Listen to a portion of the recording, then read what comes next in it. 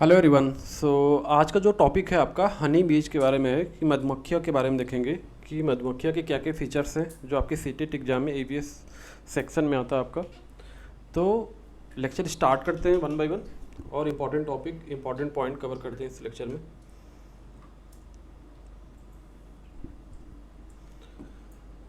तो अगर हम मधुमक्खियों के बारे में बात करें राइट कि उनके क्या क्या फीचर्स हैं, तो फर्स्ट पॉइंट देखो क्या आपका।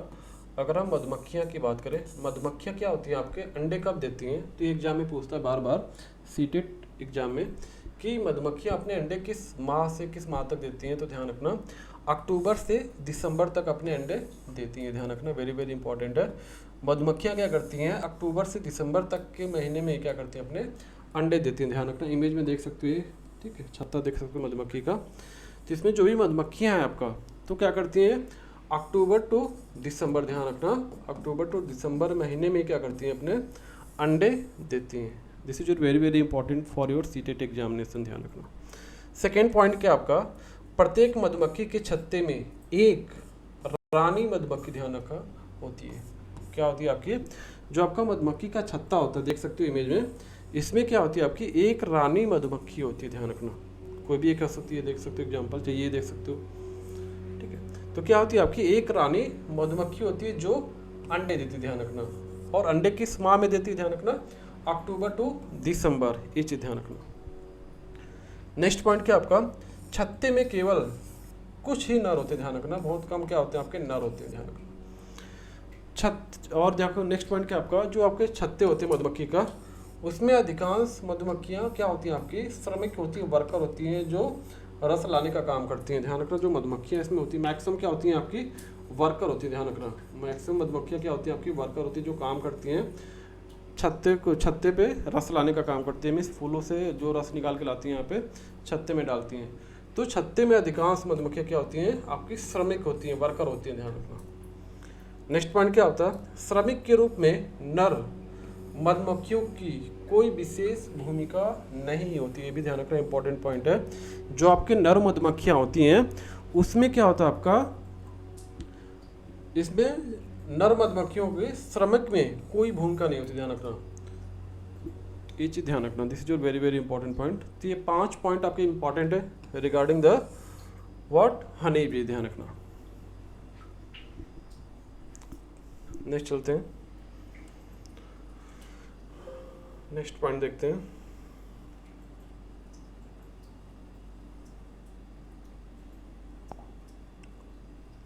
अब हम बात करते हैं गुजरात की, ध्यान रखना इसके कुछ इंपॉर्टेंट पॉइंट है। जो स्टेट आपका गुजरात है, ठीक है, तो हम देखते हैं गुजरात के बारे में जानते हैं, कुछ इंपॉर्टेंट पॉइंट है जो आपका एनसीईआरटी में मेंशन है चैप्टर का नाम, ठीक है। उसमें कुछ इंपॉर्टेंट पॉइंट क्या क्या आपके, जो ट्रेन है, ध्यान रखना, ट्रेन कच्छ गुजरात में गांधीधाम से क्या होती है आपकी शुरू होती है, ध्यान रखना। नेक्स्ट क्या आपका, गुजरात का खाना ढोकला चटनी नींबू चावल मिठाई के साथ, ध्यान रखना, खाया जाता है। जो यहाँ पे गुजरात का जो मेन फेमस खाना है, ठीक है, तो क्या आपका ढोकला चटनी कभी कभी एग्जाम में आ जाता है आपका, नींबू चावल हो गया आपका, और मिठाई के साथ, ध्यान रखना, खाते हैं। अब पूछ लेता है कभी कभी मडगांव कहाँ पे है आपका, मडगांव, ध्यान रखना मडगांव कहाँ पे आपका, गोवा में है। ये सारे इंपॉर्टेंट पॉइंट है ऑनलाइन क्वेश्चन आपके। तो मडगांव कहाँ पे आपका, गोवा में, ध्यान रखना, एक पॉइंट कभी कभी आ जाता है कि आपका मडगांव कहाँ पे है, तो गोवा में। अब कभी कभी पूछ लेता है गोवा से केरल तक के मार्ग में कुल कितने पुल और सुरंगें हैं। तो ध्यान रखना अगर हम गोवा से केरल की बात करें, ठीक है, गोवा टू केरला, ठीक है, ध्यान रखना गोवा टू केरला की बात करें हम, तो इस मार्ग में कुल 200 पुल और 92 के आपकी सुरंगें, ध्यान रखना। This is very very important, very very important है, ध्यान रखना कि गोवा से केरल तक के मार्ग में कुल कितनी है आपकी 200 पुल है, ध्यान रखना, और 92 सुरंगें है, ये चीज ध्यान रखना। आपका मैक्सिमम टाइम क्वेश्चन आया आपका, कितने पुल आपके 200 पुल और सुरंगें कितने आपके 92, और ये कहाँ से कहाँ तक आपके गोवा से केरल के बीच में, ध्यान रखना। नेक्स्ट पॉइंट चलते हैं।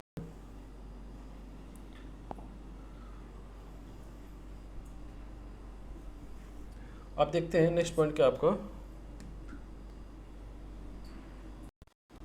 नेक्स्ट पॉइंट क्या आपका, जो आपका गुजरात से केरल तक का जो रास्ता है, अगर हम गुजरात से केरल आना चाहें, गुजरात से हमें केरल आना है, ठीक है, केरला आना है, तो इसके बीच में कौन कौन सी स्टेट आप पार करके जाओगे, ये कभी कभी क्वेश्चन पूछ लेता है कि आपको गुजरात से केरल आना है तो उसके बीच में कितने नंबर ऑफ स्टेट आपको क्रॉस करने पड़ेंगे, तो कभी कभी इससे क्वेश्चन आ जाता है। तो गुजरात से केरल के रास्ते में ट्रेन क्या क्या पार करती है आपकी, महाराष्ट्र, गोवा, कर्नाटक, ध्यान रखना। फिर उसके बाद क्या होती है, भारतीय राज्य केरल पहुंचती है, ध्यान रखना। तो इनके बीच में जो स्टेट पड़ते हैं उनका नाम क्या हो गया आपका, महाराष्ट्र हो गया, गोवा हो गया, कर्नाटक हो गया। ध्यान रखना, आप मैप को ध्यान से पढ़ना, उससे कॉन्सेप्ट क्लियर होगा कि गुजरात के बाद क्या आएगा आपका, महाराष्ट्र आएगा, फिर क्या आएगा आपका गोवा आएगा, फिर क्या आएगा आपका कर्नाटक आएगा, उसके बाद क्या आएगा आपका केरल। अगर आपका मैप का कॉन्सेप्ट क्लियर है तो आपको कोई प्रॉब्लम नहीं होगी, ध्यान रखना। तो गुजरात से केरल के रास्ते में क्या होती है आपके, कौन कौन से स्टेट पड़ते हैं, कौन कौन से राज्य होते हैं आपके, महाराष्ट्र, गोवा, कर्नाटक, ध्यान रखना। डायरेक्ट क्वेश्चन आ जाता है। जैसे अगर हम मैप की बात करें, आपका मैप यहाँ पे देखो, यहाँ पे अगर हम गुजरात की बात करें, देखो गुजरात आपको ये दिख रहा होगा मैप में, ठीक है। तो देखो यहाँ पे गुजरात राइट, अगर हमें केरल जाना है, केरल, ठीक है, इसके रास्ते में कौन कौन से आपके स्टेट पड़ेंगे, तो ध्यान रखना, आपका महाराष्ट्र हो गया, गोवा हो गया, और क्या हो गया आपका कर्नाटक हो गया। तो 3 स्टेट पड़ रहे हैं आपके, चीज़ ध्यान रखना। अगर आपको मैप का कॉन्सेप्ट क्लियर है तो आपको सारा कॉन्सेप्ट क्लियर हो जाएगा स्टेट के बारे में, ध्यान रखना। तो मैप आप एक बार ड्रॉ करके उसमें हर एक स्टेट को रिप्रेजेंट करके अपने आप को माइंड में फिटअप कर लो, बार बार क्वेश्चन आता है, ठीक है। तो नेक्स्ट देखते हैं, नेक्स्ट पॉइंट क्या था आपका, द रूट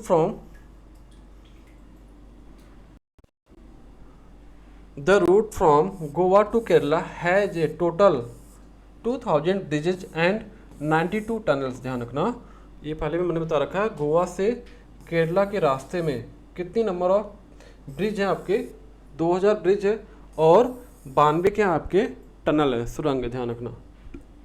तो देख सकते हो यहाँ पे सुरंगें बनी है। अगर आपको क्या नाम है, गुजरात से आपको केरल जाना है, ठीक है, आपको गुजरात से केरल जाना है, तो उसके बीच में कितनी सुरंगें पड़ेंगी, तो ध्यान रखना 92 सुरंगें पड़ेंगी, और ब्रिज कितने पड़ेंगे आपके, तो 2000 है। ये स्टैटिकल डेटा आप याद रखना, डायरेक्ट क्वेश्चन यहाँ से आता है आपका। तो ध्यान रखना, गोवा से केरल तक के रास्ते में 92 सुरंगें और 2000 पुल है। इमेज में देख सकते हो ट्रेन क्रॉस कर रही है सुरंग के थ्रू, ठीक। नेक्स्ट चलते हैं, नेक्स्ट पॉइंट। अब देखो क्वेश्चन आता है आपका मडगांव से रिलेटेड, आपका जो मडगांव है ये कहाँ पे है आपका मडगांव, तो इसकी लोकेशन पूछ लेता है एग्जाम में कि आपका मडगांव कहाँ पे है, तो ध्यान रखना गोवा में है। तो मडगांव की बात करते हैं, तो देख सकते हो आप यहाँ पे एक रेलवे स्टेशन है, मडगांव लिखा हुआ है, देख सकते हो बैनर पे। देखिए आपका मडगांव जंक्शन है, ये है कहाँ पे आपका, तो ध्यान रखना गोवा में है, ध्यान रखना। डायरेक्ट क्वेश्चन आता है आपका मडगांव के बारे में, तो कहाँ पे आपका गोवा में, ध्यान रखना साउथ गोवा में है, ध्यान रखना। मडगांव कहाँ पे, बेसिकली आप गोवा याद रखना, ठीक है। नेक्स्ट चलते हैं, अब नेक्स्ट देखते हैं लैंग्वेज के बारे में, ठीक है। अब लैंग्वेज में देखते हैं कि आपको अलग अलग स्टेट की क्या होती है, अलग अलग भाषा होती है, अलग अलग राज्य की अलग अलग भाषा होती है। तो जो आपके एनसीईआरटी में गिवन है, तो उस स्टेट के बारे में जानते हैं जो आपके इंपॉर्टेंट है, जिससे बार बार क्वेश्चन आते हैं। तो अगर हम केरला की बात करें, ठीक है, केरला की बात करें, हम देख सकते हो आप, अगर स्टेट देख सकते हो यहाँ पे केरला, ठीक है, ये आपका क्या है, केरल है, रेड कलर का जो मैं सर्कल कर रहा हूँ। तो केरला की बात करें तो वहाँ पे जो भाषा बोली जाती है क्या होती है आपकी, मलयालम होती है, ध्यान रखना। कभी कभी एक क्वेश्चन एक नंबर का आ जाता है आपका, या आपको मैच करने के दे देगा, मैच द फॉलोइंग करके कर देगा आपको क्वेश्चन, वहाँ से डायरेक्ट आ जाता है आपका, आपको स्टेट दे देगा और उसके सामने क्या दे देगा, डिफरेंट टाइप की लैंग्वेज दे देगा, आपको मैच करना होगा। तो ऐसे भी क्वेश्चन बन जाते हैं। तो ध्यान रखना, केरला की बात करूँ तो वहाँ की भाषा क्या आपकी मलयालम है। अगर मैं कर्नाटक बात करूँ, महाराष्ट्र बात करूँ, गोवा की बात करूँ तो, और केरल के कुछ हिस्सों में, तो वहाँ पे क्या बोली जाती है, कोंकणी बोली जाती है, ध्यान रखना। कर्नाटक, महाराष्ट्र, गोवा की बात करें तो वहाँ पे क्या कौन सी भाषा बोली जाती है? कोंकणी बोली जाती है। देख सकते हो मैप में, ठीक है, कोंकणी बोली जाती है। कहाँ पे? कर्नाटक और महाराष्ट्र की बात करें हम तो वहाँ पे क्या बोली जाती है? भाषा कोंकणी बोली जाती है। ध्यान रखना, क से याद रखना, ठीक है, क से याद रखना, कोंकणी। अगर हम महाराष्ट्र, गोवा, दमन, दीव, दादर, नगर हवेली की बात करें तो वहाँ पे क्या बोली जाती है आपकी? मराठी बोली जाती है। ध्यान रखना। नेक्स्ट देखते हैं, अगर हम गुजरात की बात करें तो वहाँ पे क्या बोली जाती है आपकी? गुजराती बोली जाती है। ध्यान रखना, गुजरात से याद रखना, वहाँ पे क्या बोली जाती है आपकी? गुजराती बोली जाती है। देखो यहाँ पे लिखा भी है गुजराती। तो ये आपका गुजरात स्टेट है, ठीक है। जो यहाँ की लैंग्वेज है क्या आपकी? गुजराती। ध्यान रखना, गुजराती है। जैसे पंजाब का क्या आपका? पंजाबी है। ये सारे स्टेट जो आपके येलो कलर के दिख रहे हैं यहाँ पे क्या मैक्सिमम लैंग्वेज बोली जाती है? हिंदी बोली जाती है। ध्यान रखना, क्या बोली जाती है आपकी? हिंदी बोली जाती है, ठीक है। बंगाल में क्या बोली जाती है आपकी? बंगाली बोली जाती है। उड़ीसा में क्या बोली जाती है आपकी? उड़िया बोली जाती है, ठीक है। आंध्रा में क्या बोली जाती है आपकी? तेलुगु बोली जाती है। नेपाल में क्या बोली जाती है आपकी? नेपाली बोली जाती है, ठीक है। ये चीज़ ध्यान रखना। कश्मीर में क्या होती है आपकी? कश्मीरी लैंग्वेज होती है। ये चीज़ ध्यान रखना, स्टेट में मेंशन है। अगेन मैं बात करूँ आंध्रा की बात करूँ, ठीक है, आंध्रा की बात करूँ, तमिलनाडु की बात करूँ तो वहाँ पे क्या बोली जाती है आपकी? कन्नड़। ध्यान रखना, ठीक है। तो ये सारे इंपॉर्टेंट पॉइंट है। नेक्स्ट देखते हैं, कर्णम मलहेश्वरी के बारे में देखते हैं।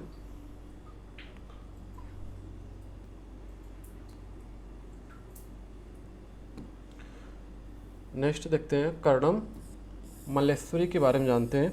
कुछ इनके इंपॉर्टेंट फीचर्स हैं, पॉइंट हैं, इनके बारे में जानते हैं। जैसे आपकी वाहिदापुरी में हो गई, कर्णम मल्लेश्वरी होगी आपकी। तो कुछ मेन पॉइंट हैं इनके रिगार्डिंग, तो उससे डायरेक्ट क्वेश्चन आपका आ जाता है, ठीक है। तो देखते हैं यहाँ पे, तो कर्णम मल्लेश्वरी की बात करें तो क्या थी? एक वेट लिफ्टर थी। ध्यान रखना, कर्णम मल्लेश्वरी क्या थी आपकी? एक पूछ लेता है कि क्या थी? एक वेट लिफ्टर थी, खेल से रिलेटेड, ठीक है, मतलब भार उत्तोलक। ध्यान रखना, ये क्या थी? कर्णम मल्लेश्वरी एक वेट लिफ्टर थी। ध्यान रखना। और ये कहाँ की रहने वाली थी? आंध्रा की रहने वाली थी। ध्यान रखना, आंध्र प्रदेश की रहने वाली थी, आंध्रा की रहने वाली थी। ध्यान रखना। इनके पापा पुलिस में क्या थे? हवलदार थे। मीन्स इनके पापा जो इनके फादर थे क्या थे? पुलिस में हवलदार है। ध्यान रखना। जब ये 12 साल की थी, ध्यान रखना, तभी से वजन उठाने का अभ्यास करने लगी थी। ध्यान रखना, मीन्स बचपन से क्या किया था इन्होंने? वेट लिफ्टिंग वाला काम कर रही थी। अब वे एक बार में 130 किलोग्राम तक का वजन उठा लेती है। मीन्स ये जो आपके कर्णम मल्लेश्वरी हैं, ये क्या करती थी आपकी? क्या करती हैं आपके? वेट लिफ्टिंग का काम करती हैं। ध्यान रखना, ठीक है। दैट मीन्स भार उत्तोलक। और ये रहने कहाँ की रहने वाली हैं? आंध्रा की रहने वाली हैं, ठीक है। इनके फादर क्या करते हैं? पुलिस में हवलदार थे। जब ये 12 साल की थी तभी से इन्होंने वेट लिफ्टिंग का काम स्टार्ट कर दिया था, ठीक है। अब ये मैक्सिमम कितने केजी तक का वेट उठा लेती हैं? तो 130 केजी तक। ध्यान रखना, ये भी एग्जाम में डायरेक्ट क्वेश्चन पूछा था, सारे पॉइंट। और कर्णम ने भारत के बाहर कितने मेडल जीते हैं? तो ध्यान रखना, 29 मेडल जीते हैं इन्होंने। भारत के बाहर मीन्स भारत में नहीं, अदर कंट्री में कितने मेडल जीते हैं आपने? 29 इन्होंने। उनकी 4 बहनें भी रोज़ क्या करती हैं? वजन उठाने का अभ्यास करती हैं। मीन्स वो भी क्या करती हैं? वेट लिफ्टिंग का काम करती हैं। तो ध्यान रखना, इनके मेन पॉइंट क्या है आपका? ये क्या थी? कर्णम मल्लेश्वरी क्या थी आपकी? एक वेट लिफ्टर थी। ध्यान रखना, ये जो Karnam Malleswari is what? Weightlifter. She live in the Andhra Pradesh. ये कहाँ की रहने वाली थी? आंध्रा की रहने वाली थी, ठीक है। Her father is what? Police constable. इनके पिता क्या थे? एक पुलिस कांस्टेबल थे। और Malleswari started lifting wait when she was 12 year old. जब ये 12 साल की थी तभी से इन्होंने वेट लिफ्टिंग का काम स्टार्ट कर दिया था। ध्यान रखना। And now she can lift a weight of 130 kilogram. ध्यान रखना, अभी कितना उठा सकती हैं? 130 किलोग्राम वेट उठा सकती हैं। Karnam has own 29 medal in international event. ध्यान रखना, कितनी मेडल जीती हैं इन्होंने? 29 मेडल जीती हैं। And her 4 sister also practice weight lifting. Means इनकी 4 जो बहनें हैं वो भी क्या करती हैं? वेट लिफ्टिंग या वजन उठाने का अभ्यास करती हैं। तो इसमें कुछ इंपॉर्टेंट पॉइंट है। मीन्स इस कहाँ की रहने वाली हैं, ठीक है। ये क्या करती हैं? वेट लिफ्टिंग का काम करती हैं। ध्यान रखना, ये कितने केजी वेट उठा सकती हैं नाउ डे? तो 130 किलोग्राम था, ध्यान रखना। और इन्होंने कितने मेडल जीते हैं, तो ध्यान रखना 29 मेडल जीते हैं। तो डायरेक्ट क्वेश्चन जो गिवन है, डायरेक्ट क्वेश्चन यहाँ से आ जाता है कि कर्नल मलेश्वरी क्या करती है, तो वेट लिफ्टिंग का काम करती है, भारोत्तोलक। और ये रहने कहाँ की रहने वाली हैं, आंध्रा की रहने वाली है। इनके पिताजी क्या करते थे, तो पुलिस कांस्टेबल थे। ये कितने केजी तक का वेट उठा सकती हैं, तो 130 केजी तक का, ध्यान रखना। इन्होंने कितने मेडल जीते हैं, तो 29 मेडल जीते। इनकी कितनी बहनें हैं, तो 4 बहनें हैं। तो ऐसे करके आपका क्वेश्चन एग्जाम में आ जाता है, ध्यान रखना। नेक्स्ट चलते हैं। अब हम बात करते हैं उत्तराखंड की बात कर रहे हैं, ठीक है। उत्तराखंड की बात करते हैं। तो उत्तराखंड में क्या आपका हिल एरिया है, पहाड़ी एरिया है, ठीक है। तो फूलों की घाटी, ध्यान रखना। अगर हम उत्तराखंड की बात करें तो इसको क्या बोलते हैं, वैली ऑफ फ्लावर बोलते हैं, ध्यान रखना। अगर हम उत्तराखंड की बात करें तो इसको बोलते क्या है, वैली ऑफ फ्लावर, मीन्स इसको फूलों की क्या बोलते हैं, घाटी बोलते हैं, ध्यान रखना। तो फूलों की घाटी उत्तराखंड की पहाड़ियों में पाई जाती है, ध्यान रखना। जो देख सकते हो पहाड़ी एरिया है, यहाँ पे देखो फूलों की घाटियाँ बनी हुई देख सकते हो आप, कितनी सुंदर है। तो ये देख सकते हो इमेज में, क्या बोलते हैं इनको, वैली ऑफ फ्लावर, मीन्स फूलों की घाटी। किसको बोलते हो आप, उत्तराखंड को बोलते हो, ध्यान रखना।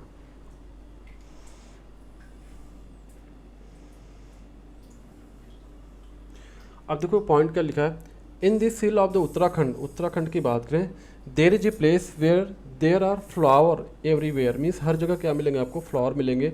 And this place is called valley of flower, ध्यान रखना, वैली ऑफ फ्लावर बोलते हो। नेक्स्ट चलते हैं। अब देखो यहाँ पे कुछ इंपॉर्टेंट पॉइंट है, डायरेक्ट क्वेश्चन आ जाता है यहाँ से। अगर हम गेंदा की बात करें, ठीक है, जेनिया आदि फूलों का उपयोग कहाँ पे किया जाता है, आपका कपड़ों को रंगने के लिए किया जाता है, ध्यान रखना। जो आपके कपड़े कलर होते हैं ना, तो उसमें कौन कौन से फूलों का यूज किया जाता है, तो ध्यान रखना। गेंदा की बात करें तो गेंदा यूज होता है, और जेनिया आदि फूलों का उपयोग कपड़ों के रंगने के लिए किया जाता है। तो एग्जाम में पूछ सकता है कि गेंदा और जेनिया जो फूल है उसका उपयोग हम किस लिए करते हैं, कपड़े धोने के लिए, बर्तन धुलने के लिए, ऐसा ऑप्शन दे देगा। तो ध्यान रखना किसके लिए यूज करते हो आप, कपड़े धोने के लिए, ध्यान, कपड़े रंगने के लिए, ध्यान रखना, कपड़ों को रंगने के लिए, ध्यान रखना। This is very very important. और ये याद रखना आप, गेंदा और जेनिया। अब देखो यहाँ पे हम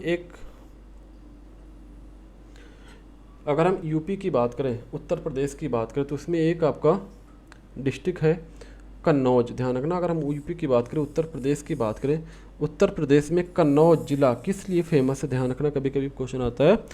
तो उत्तर प्रदेश में कन्नौज जिला इत्र बनाने के लिए, this is very very important और many times ask in your CTET examination, ध्यान रखना। जो उत्तर प्रदेश में जो कन्नौज जिला है किस लिए फेमस, आपका इत्र बनाने के लिए क्या है, आपका प्रसिद्ध है, ध्यान रखना। This is very very important. या क्वेश्चन रिवर्स करके पूछ लेता है, जो इत्र बनाया जाता है यूपी के कौन से ज़िले में बनाया जाता है, ध्यान रखना, ठीक है। जो आपका इत्र बनाया जाता है ये यूपी के कौन से ज़िले में बनाया जाता है, ध्यान रखना, तो कन्नौज जिला में बनाया जाता है। तो यह डायरेक्ट पूछ लेता है, ठीक है। तो कन्नौज जिला क्यों फेमस है, तो इत्र के लिए फेमस है। तो उत्तर प्रदेश में कन्नौज जिला क्यों फेमस है, आपका इत्र बनाने के लिए फेमस है, प्रसिद्ध, ध्यान रखना। तो यहाँ से डायरेक्ट क्वेश्चन आ जाता है इत्र के बारे में। तो ध्यान रखना, अगर इत्र की बात हो रही है तो किसकी बात हो रही है, कन्नौज जिला की बात कर रही है यूपी में, ठीक है। अब देखते हैं मधुबनी पेंटिंग के बारे में, देखते हैं इसके क्या इंपॉर्टेंट पॉइंट्स हैं, इससे रिलेटेड जो क्वेश्चन आपके एग्जाम में बार बार आते हैं।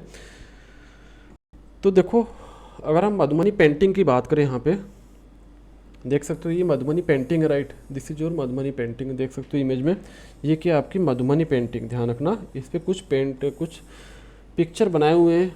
इन पिक्चरों को बनाने के लिए क्या क्या यूज किया गया है और ये कहाँ की फेमस पेंटिंग है, इससे रिलेटेड क्वेश्चन आज आपका हर एक बार आपका सीटेट एग्जाम में देखने को मिल जाएगा आपको। तो देखो अगर हम इस चित्र की बात करें, that means you are talking about the Madhubani painting की बात करें, तो इस चित्र में डिजाइन को क्या बोला गया है, मधुबनी कहा जाता है, ध्यान रखना। जो ये पिक्चर है इसको क्या बोलते हो आप, मधुबनी बोलते हो, ध्यान रखना, मधुबनी पेंटिंग बोलते हैं, ठीक है। अब देखो ये कहाँ का फेमस है, अगर हम पूछे मधुबनी पेंटिंग कहाँ का फेमस है, ध्यान रखना, बिहार, ध्यान रखना। जो आपका बिहार एक जिला है जिसे मधुबनी कहा जाता है, उसी के नाम पर इस पेंटिंग का नाम पड़ा था। ठीक है। तो ये कहाँ का फेमस पेंटिंग है, ध्यान रखना। स्टेट की बात करूँ तो कहाँ का, आपका बिहार का एक फेमस पेंटिंग है। ठीक है, देखो ये लोक कला एक बहुत ही पुराना रूप है। ये पेंटिंग जो क्या है आपका, एक जो लोक कला है क्या है आपका, बहुत ही पुराना रूप है। अब देखो इस पेंटिंग का नाम मधुबनी क्यों पड़ा, तो बिहार में एक ज़िला है, बिहार में क्या आपका एक ज़िला, इससे पता चल जा रहा है कि पेंटिंग कहाँ की आपकी, बिहार की। ध्यान रखना, कभी भी कोई क्वेश्चन आए कि मधुबनी पेंटिंग है कहाँ की आपकी, तो ध्यान रखना बिहार की है। तो बिहार में एक ज़िला है जिसे मधुबनी कहा जाता है। ध्यान रखना, बिहार में एक ज़िला है जिसको क्या बोलते हैं, मधुबनी बोलते हैं। तो मधुबनी के नाम पे ही क्या बना था, मधुबनी पेंटिंग बना था। और ये कहाँ का फेमस है, तो बिहार ज़िले का। ध्यान रखना, उसी के नाम पर इस पेंटिंग का नाम पड़ा मधुबनी पेंटिंग। ध्यान रखना। अब ये पेंटिंग किस चीज़ों से बनाई जाती है, जैसे यहाँ पे देख रखे हो, यहाँ पे चिड़िया बनाई गई है, ठीक है, पक्षी बनाए गए हैं। इन पक्षियों को बनाने के लिए, ठीक है, क्या क्या मटेरियल यूज हुआ, जैसे यहाँ पे देखो ह्यूमन बीइंग बनाए गए, आदमी बनाए गए, ठीक है, यहाँ पे हाथी बनाया गया है, यहाँ पे मोर बनाया गया, चिड़िया बनाई गई है। तो जो हाथी बनाया गया है इसमें क्या क्या मटेरियल यूज हुआ है, इसके बारे में पढ़ लेते हैं। तो ये किसके बनाते हैं, किस पाउडर से बनाए जाते हैं, तो ध्यान रखना ये चावल के पाउडर, ध्यान रखना पाउडर के पेस्ट से पेंटिंग बनाई जाती है। जो चावल होता है ना, देखा होगा आपने चावल, तो चावल के पाउडर के पेस्ट से क्या बनाई जाती है, पेंटिंग बनाई जाती है, जिसमें क्या करते हैं हम रंग मिलाकर बनाया जाता है। जो चावल का आपका पाउडर होता है, ठीक है, चावल को पीस के क्या बनाते हैं, पाउडर बना लेते हैं, छोटा छोटा करके पीस के बना लेते हैं पाउडर। उस पाउडर में क्या करते हैं हम, कलर मिला के, जैसे देख सकते हैं यहाँ पे, अगर हमने बर्ड बनाया, चिड़िया बनाते हैं, रेड कलर बनाया, येलो कलर बनाया, ठीक है, ब्लैक बना दिया, ग्रीन बना दिया, तो क्या करते हैं इसमें कुछ कलर मिलाते हैं, जिससे क्या होता है डिफरेंट डिफरेंट कलर आ जाता है। तो जो चावल है आपका, उसके पाउडर में क्या करते हैं हम, कलर मिला के उसकी पेंटिंग बनाते हैं। अब देखते हैं यहाँ पे, इन्हें बनाने के लिए नील, ध्यान रखना ये सारे इंपॉर्टेंट पॉइंट है, नील, हल्दी, फूलों और पेड़ों के रंगों, ध्यान रखना, आदि का उपयोग किया जाता है। इन्हें बनाने के लिए नील, हल्दी, फूलों और पेड़ों के रंगों आदि का क्या किया जाता है, उपयोग किया जाता है। ध्यान रखना, तो इसमें क्या क्या पड़ता है आपका, नील भी पड़ता है, हल्दी भी पड़ता है, और फूलों और पेड़ों के रंग को यूज किया जाता है इस पेंटिंग को बनाने के लिए। अब पूछा जाता है जो आपकी मधुबनी पेंटिंग है, इस पेंटिंग में क्या क्या शो ऑफ होता है, क्या क्या दिखाया जाता है। जो आपकी मधुबनी पेंटिंग है इसमें क्या क्या बनाया जाता है, तो इस चित्र में ध्यान रखो, अगर हम मधुबनी पेंटिंग की बात करें तो इस चित्र में क्या होता है, इंसानों हो गए, इंसान, जानवर, पेड़ों, फूलों, पक्षियों, मछलियों और कई अन्य जानवरों को दिखाया गया है। तो देख सकते हैं यहाँ पे, अगर हम पंछी की बात करें तो चिड़िया को दर्शाया गया है, इंसानों को दर्शाया गया है, ठीक है, पेड़ पौधे हैं, पत्तियाँ देख सकते हो, पेड़ पौधे, फूल, पत्तियाँ हैं, और हाथी हो गया आपका, जानवर हो गए, यहाँ पक्षी आप देख सकते हो। तो इनको क्या किया गया इस चित्र में दर्शाया गया है, मीन्स इसमें शो ऑफ किया गया है जो आपकी मधुबनी पेंटिंग है। तो याद रखना आपका जो आपकी मधुबनी पेंटिंग है, इसमें इंपॉर्टेंट पॉइंट क्या आपका, ये पेंटिंग है कहाँ की, ठीक है, तो ध्यान रखना कहाँ की पेंटिंग, आपकी बिहार की क्या है, आपकी पेंटिंग है, फर्स्ट पॉइंट, ठीक है। और इस पेंटिंग में किस चीज़ से बनाया जाता है, किस चीज़ से बनी होती है पेंटिंग, तो चावल के पेस्ट होता है आपका, जो आपका चावल होता है उसके पाउडर से बनाई जाती है। ध्यान रखना, जो चावल का हम क्या यूज करते हैं, पाउडर यूज करते हैं। ध्यान रखना, चावल के पाउडर के पेस्ट बना के इसमें क्या करते हो आप, रंग मिलाते हो। ध्यान रखना, कलर मिला के क्या करते हो आप, अलग अलग कलर बनाते हो। जैसे यहाँ पे रेड बना दिया आपने, ठीक है, यहाँ पे येलो बना दिया, ग्रीन बना दिया। तो चावल के जो पेस्ट होता है उसमें रंग मिला के हम डिफरेंट कलर बना के पेंटिंग बनाते हैं। और इसमें क्या क्या यूज करते हो आप, नील, हल्दी, फूल, ध्यान रखना ये भी यूज करते हो आप, नील यूज करते हो, हल्दी यूज करते हो, ठीक है, और फूलों और पेड़ों के रंगों को आदि का उपयोग किया जाता है। और इसमें किन चीज़ों का चित्र बनाया जाता है, तो जानवरों, पेड़ों, फूलों, पक्षियों, मछलियों और कई अन्य जानवरों के क्या करते हैं, फिगर, मतलब उसके चित्र बनाते हैं। ध्यान रखना, जो आपकी पेंटिंग होती है उसमें इन चीज़ों के क्या बनाते हैं, हम चित्र बनाते हैं। तो ध्यान रखना, मधुबनी पेंटिंग फेमस क्यों, इसी वजह से ध्यान रखना। तो मधुबनी के नाम से याद रखना कि ये बिहार की पेंटिंग है। ध्यान रखना, बिहार में, कभी कोई पूछ लेता है ये कहाँ की पेंटिंग है, तो बिहार की पेंटिंग है।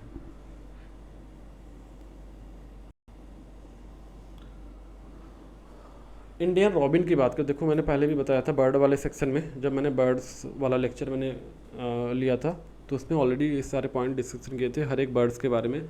तो इसमें एक था इंडियन रॉबिन, तो अपने अंडे कहाँ पे देता है, तो अगर हम इंडियन रॉबिन की बात करें तो अंडे कहाँ देती है, जो बर्ड चिड़िया है आपकी, ये बर्ड्स के बारे में बात कर रहे हैं। तो एक ही भारतीय रॉबिन, इंडियन रॉबिन, अपने अंडे सड़क के किनारे पत्थरों के बीच में देती है। ध्यान रखना, ये कहाँ पे देती है, पत्थरों के बीच में। जो पत्थर होते हैं, ठीक है, सड़क है आपकी, ठीक है, आपके रोड है, रोड के किनारे क्या होते हैं, पत्थर होते हैं यहाँ पे, ठीक है, ये पत्थर लगे होते हैं यहाँ पे, इनके बीच में क्या करती है, अपना अंडा देती है। ध्यान रखना। अगर हम कोयल की बात करें, कोयल और कौवे की बात करें, तो कोयल कौवे के घोंसले में अपना अंडा देती है। ध्यान रखना, बहुत ही स्मार्ट बच्ची है कोयल। वो क्या करती है, अपने अंडे कहाँ पे देती है, कौवे के घोंसले में देती है, ठीक है। और उसके अंडे का जो सेवन, उसके अंडे, उसके जो कोयल के अंडे होते हैं, उसकी देखभाल कौन करता है, कौवा करता है। तो कोयल बहुत ही स्मार्ट बच्ची है, ध्यान रखना। तो कोयल क्या करती है, अपना अंडे कौवे को घोंसले में देती है।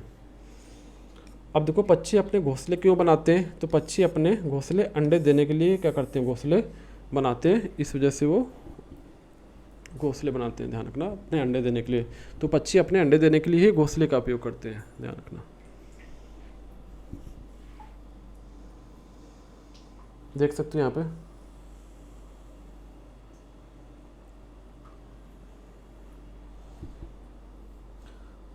इंडियन रॉबिन के बारे में देख सकते हो यहाँ पे, पहले बता रखा भी इससे पहले वाली स्लाइड में, देख सकते हो इमेज में। ये क्या आपकी इंडियन रॉबिन, अगर हिंदी में बात करो तो क्या बोलते हो आप, कलचड़ी बोलते हो। ध्यान रखना, कलचड़ी, ठीक है। देख सकते हो ये कहाँ पे अंडे देती है, अपने जो सड़क के किनारे पत्थर होते हैं ना, उनके बीच में देती है। तो सड़क के किनारे बहुत सारे क्या होते हैं, आपके पत्थर हैं, इन पत्थरों के बीच में खाली जगह में कलचड़ी बात करें तो इंडियन रॉबिन, ध्यान रखना, इंडियन रॉबिन अंडे देती है। ध्यान रखना। अब देखो यहाँ पे इंग्लिश में क्या लिखा है, there are many stones along the road side, ठीक है, in the space between the these stone and Indian robin has laid its egg. Means से क्या करती है, सड़क के किनारे बहुत सारे पत्थर, इन पत्थरों के खाली जगह के बीच में क्या करती है, इंडियन रॉबिन अपने अंडे देती है। ध्यान रखना। तो ये देख सकते हो इमेज में, इसका नाम क्या है, कलचड़ी पक्षी है, मीन्स इंडियन रॉबिन बोलते हो इसको। क्या बोलते हो आप, इंडियन रॉबिन। ध्यान रखना, इंडियन रॉबिन, कलचड़ी के नाम से भी याद रख सकते हो, या इंडियन रॉबिन या रॉबिन के नाम से याद रख लो, ठीक। कोयल के बारे में मैंने बता दिया है। कोयल क्या करती है, अपने अंडे कौवे के घोंसले में देती है। ध्यान रखना। देख सकते हो यहाँ पे कोयल के बात करें हम, देख सकते हो इमेज में, ये आपकी कोयल है। कोयल क्या करती है, बहुत ही मीठा गीत गाती है। ध्यान रखना, बहुत ही सुरीली आवाज़ होती है। पर क्या तुम्हें पता है, वह अपना घोंसला बनाती नहीं है। कोयल क्या करती है, घोंसला नहीं बनाती। क्यों नहीं बनाती, क्योंकि ये अपने अंडे कहाँ देती है, कौवे के घोंसले में।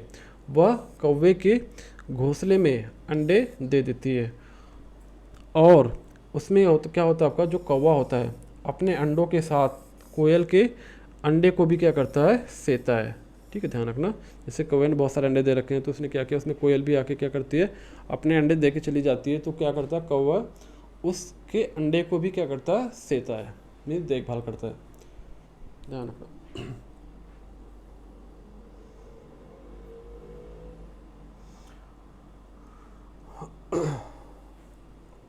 अगर हम दर्जन चिड़िया की बात करें, टेलर बर्ड की बात करें, ऑलरेडी मैंने बता रखा है टेलर बर्ड के बारे में। ये सारे पॉइंट मैंने जो आपके बर्ड्स वाले लेक्चर है ना, उसमें सारा कवर किया है। टेलर बर्ड की बात करें तो इसको क्या बोलते हो आप, दर्जन चिड़िया बोलते हो। दर्जन चिड़िया, दर्जी के नाम से याद रखना आप, ठीक है। दर्जी के नाम से याद रखना कि दर्जी का काम क्या होता है, सिलाई करना। तो टेलर बर्ड भी क्या करती है, अपने जो घोंसले बनाती है, पत्तों को सिल के क्या करती है, घोंसले बनाती है। जैसे आपके पत्ते हैं, ठीक है, ठीक, ऐसे आपके बहुत सारे पत्ते होंगे पेड़ के टहनियों पे, ठीक है। इनको क्या करती है, सिल के क्या करती है, अपना घोंसला बनाती है। इनको क्या करती है, सिल लेती है आपस में। इनको क्या करती है, सिल के क्या करती है, घोंसला बनाती है। ध्यान रखना, इनको आपस में सिल के, जो इसकी नुकीले चोंच होते हैं, देख सकते हैं सिल रही है, इसके जो नुकीले चोंच होते हैं, इससे क्या करती है, अपने घोंसले बनाती है। पत्तों को सिल देती है, उसके बाद क्या करती है, घोंसले बनाती है उससे। तो ध्यान रखना, टेलर बर्ड से याद रखना, जो आपका दर्जी होता है, दर्जन चिड़िया बोलते हैं हिंदी में। तो दर्जी का काम क्या होता है, कपड़े सिलना। तो इसी तरह टेलर बर्ड का काम क्या होगा, आपका जो घोंसला बनाती है, पत्तों को सिल के बनाती है। इससे याद रखना, टेलर बर्ड या दर्जन चिड़िया। टेलर का काम क्या होता है, कपड़े सिलना, ठीक है। दर्जी कभी क्या होता है आपका, हिंदी में बात करें तो वो भी क्या करता है, कपड़े सिलता है। तो देख सकते हो अपनी चोंच से, अपने नुकीली चोंच से क्या करे, दो पत्तों को क्या करे, आपस में सिल दिया इसने। ठीक है, इससे क्या बन गया, बीच में गैप बन गया, तो वो क्या रखते हैं वहाँ पे रहने के लिए, क्या बना लेती है, अपना घर बना लेती है। तो दर्जन चिड़िया क्या होती है, आपका पत्ते सिल के क्या करती है, अपना घोंसला बनाती है। तो इस पॉइंट को याद रखना। और इस सिल के क्या करती है, इसके बीच में क्या करती है, अपने अंडे को सेकती है। ध्यान रखना, इसके बीच में क्या करेगी, जैसे स्पेस बना लेगी तो क्या करेगी, वहाँ पे बीच में अपने अंडे को सेकती है। ध्यान रखना, ठीक है। तो दर्जन के नाम से याद रखना कि पत्तों को सिल के क्या करती है, घोंसला बनाती है।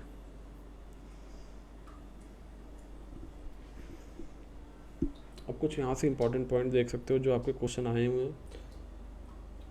रेगिस्तान में जो एकमात्र पेड़ कौन सा है आपका उगने वाला, उसका नाम याद रखना आप। रेगिस्तान में उगने वाला एकमात्र पेड़ है क्या, आपका खजूर है। ध्यान रखना, तो उस पेड़ का नाम क्या है, खजूर है। इस चीज़ को याद रखना। अब देखो केरल में विभिन्न मसाले मिलते हैं। अगर केरल की बात करें तो वहाँ पे कौन कौन से मसाले मिलते हैं, डायरेक्ट क्वेश्चन आ जाता है। तो केरल में मसालों की बात करें तो वहाँ पे कौन कौन से मसाले, आपके तेज पत्ता देखा होगा आपने, इलायची देखी होगी आपने, और काली मिर्च। ये कहाँ पे मिलता है, आपका केरल में मिलता है। ध्यान रखना, इसको नाम से याद रखना, तेज पत्ता, इलायची और काली मिर्च का से याद रखना, काली मिर्च।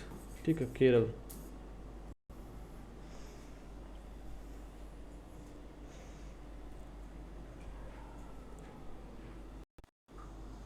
अब हम बात करते हैं गरम मसाले की। ठीक है, गरम मसाला किससे मिलकर बना होता है, तो छोटी और बड़ी इलायची, लौंग, जीरा, दालचीनी, काली मिर्च, सौंठ आदि से क्या होता है, मिलकर बना होता है। तो ध्यान रखना गरम मसाला के कंटेंट क्या है।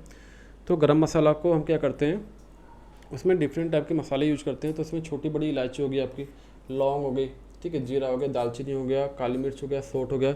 इससे क्या होता है, आपका गरम मसाला बना होता है। ठीक है, आप जैसे दुकान पे जाते हो पैक कराने के लिए, तो ये सारे कंटेंट को डालता है, तो क्या बन जाता है, आपका एक गरम मसाला का पैकेट बन जाता है।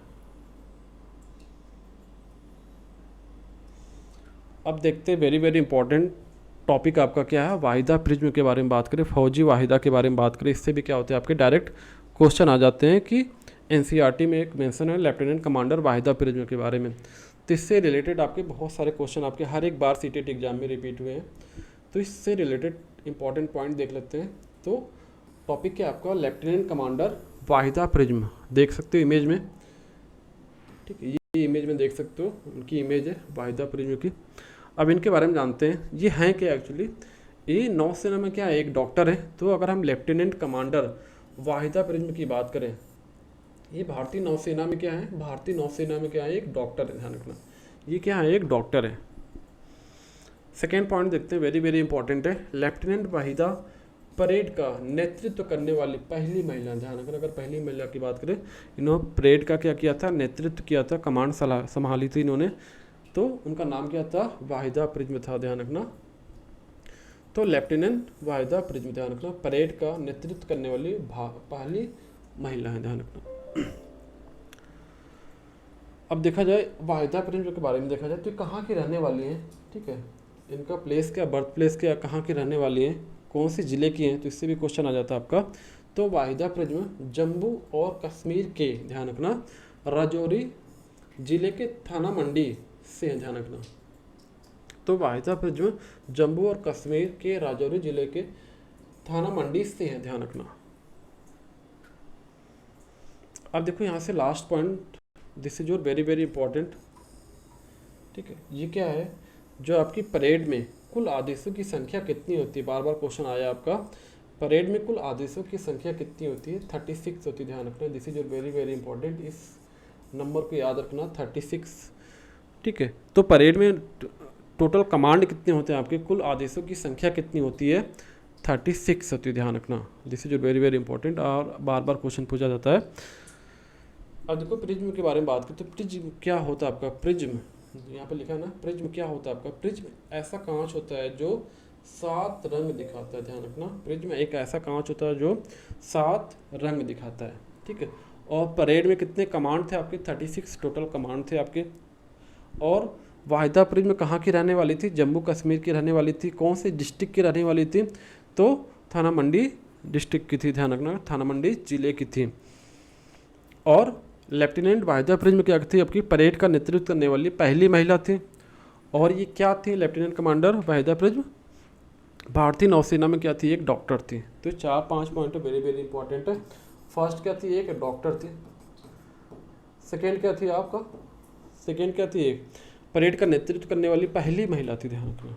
और ये रहने वाली कहाँ की थी, जम्मू एंड कश्मीर की थी। कौन सी डिस्ट्रिक्ट की थी, राजौरी डिस्ट्रिक्ट की थी, ठीक है, राजौरी डिस्ट्रिक्ट थाना मंडी से थी, ध्यान रखना। परेड में कुल कितने कमांड यूज होते हैं, 36 कमांड होते हैं। प्रिज्म का मतलब क्या होता है, प्रिज्म एक ऐसा कांच होता है जिसमें क्या दिखता है आपको, 7 रंग दिखाई देता है, ध्यान रखना। तो ये था फौजी वाहिदा के बारे में, ध्यान रखना। अब देख लो वहाँ पे सेम पॉइंट है, बट इंग्लिश में लिखा है, देख सकते हो यहाँ पे सेम पॉइंट है। If you talk about the Lieutenant Commander Wahida Prism, right? She is what Lieutenant Commander Wahida Prism, the doctor in the Indian navy, right. ये क्या थी, एक इंडियन नेवी में डॉक्टर थी, उनका नाम क्या था, लेफ्टिनेंट कमांडर, ध्यान रखना। She is the first women to lead a parade, ये पहली महिला थी जिन्होंने परेड को लीड किया था, ध्यान रखना। अगर हम बात करें कहाँ की रहने वाली थी, कहाँ से आई थी, she come from a very small village that is called the Thana Mandi, ध्यान रखना। She come from a very small village, ठीक है, उसका नाम क्या था, that is Thana Mandi, and this is in Rajouri district. ये कहाँ, कौन से डिस्ट्रिक्ट का है जगह, ये प्लेस का, विलेज का नाम है। जैसे आपका गांव होगा तो गांव किसी न किसी जिले में होगा, ठीक है। तो कौन सा जिला था आपका, राजौरी डिस्ट्रिक्ट था। और ठीक है, और स्टेट की बात करें तो कहाँ था आपका, जम्मू एंड कश्मीर की बात करें, ठीक है, जम्मू एंड कश्मीर के राजौरी डिस्ट्रिक्ट के कौन से विलेज में, थाना मंडी विलेज में, ध्यान रखना। जैसे आपके ये राजौरी डिस्ट्रिक्ट, अगर मैं this is called the JNK, Jammu and Kashmir, right. तो जम्मू एंड कश्मीर में क्या था, एक राजौरी डिस्ट्रिक्ट था। राजौरी में क्या था आपका, उसमें एक विलेज था, उसका नाम क्या था, थाना मंडी था, ध्यान रखना, थाना मंडी, ध्यान रखना। वहाँ की रहने वाली थी, ध्यान। देख सकते हैं यहाँ पे परेड है। इस परेड में कितने कमांड यूज होते हैं, जो आपका ये परेड है, इस परेड में कितने कमांड थे, ध्यान रखना, 36 कमांड थे। देख सकते हैं, लीड कर रही है परेड को, एक पॉइंट था ना, वाहिदा परेड में क्या कर रही है, लीड कर रही है परेड को। इसमें टोटल नंबर ऑफ कमांड कितने थे, तो ध्यान रखना 36 कमांड थे, देयर आर 36 कमांड, ठीक है। ये देख सकते हैं यहाँ भी इनका इमेज है।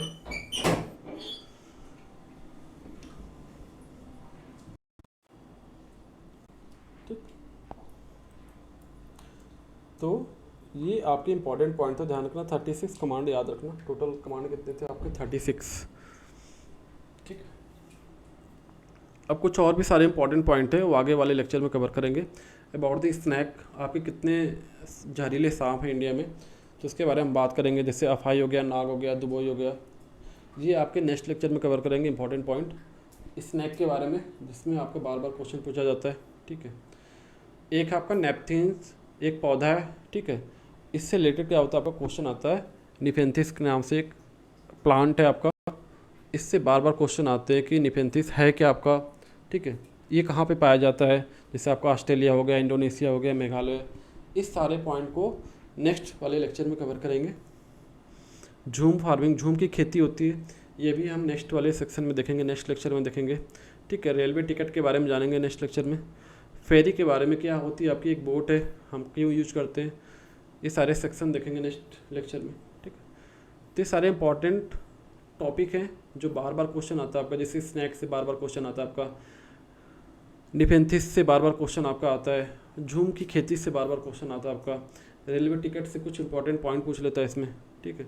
फेरी क्या होती है, इस टाइप से इंपॉर्टेंट क्वेश्चन आपके बार बार आते हैं, ठीक है। तो आज के लिए इतना ही। So that's all for today lecture. Thank you so much.